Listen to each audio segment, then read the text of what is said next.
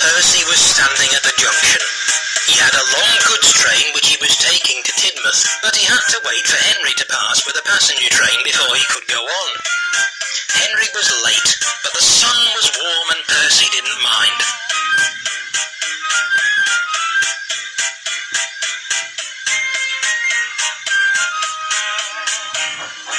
At last, Henry arrived. "I'm sorry I'm late," he panted. "I had to wait for ages for the connection of the other railway. Do you know," he went on, "that they have goods trains on the other railway that don't have brake vans? It doesn't seem right, does it? I'm glad to see you still got yours." The signal dropped and Henry thought he'd better go. "Must make up for lost time. Goodbye." Percy was intrigued. A goods train with no brake van, he thought to himself. Later, Percy told his driver what Henry had said. His driver laughed and explained. "Goods trains on the other railway have special brakes. Like passenger trains and Henry's flying kipper, they don't need brake vans. Your trucks just have couplings, so they need brakes at each end of the train in case a coupling snaps. You know what stupid things trucks are? They did it to James on Gordon's Hill, remember?" "Pah!" scoffed Percy. He thought he knew better than James. "I know how to keep my trucks in order. What's good enough for the other railway is good enough for me. I don't need a stupid old brake van." "Don't be so silly, Percy," his driver scolded. But Percy took no notice. It would have been better if he had.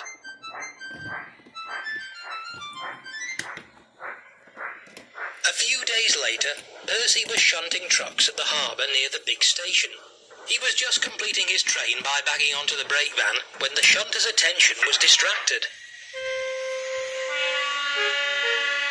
The shunter thought that he had coupled the brake van to the train, but he hadn't. The guard blew his whistle and Percy set off quickly, hoping to get a good run at the hill leading to the main line. But the guard and his van were left behind. The guard waved and shouted, "Stop, Percy! Stop!" But Percy didn't hear. He was too busy climbing the hill. All might have been well if Percy hadn't started so quickly. Unfortunately, the jerk had weakened one of the couplings. As Percy snorted up the hill, the weight of the loaded trucks dragging behind the weak coupling broke it. The last 4 trucks began to run back down the hill towards the harbour.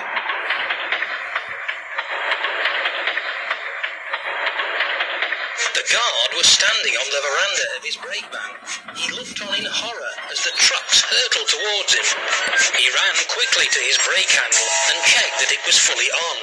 Then he jumped clear, just in time. The trucks battered into the brake van with a resounding thump.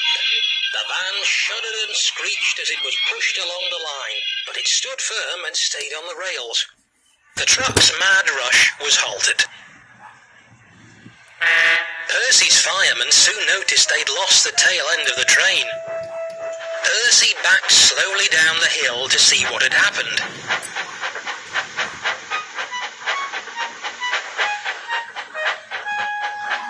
"Phew," remarked Percy's driver as they helped to clear up the mess. "You see, Percy, brake vans do have their uses after all." And Percy had to admit his driver was right.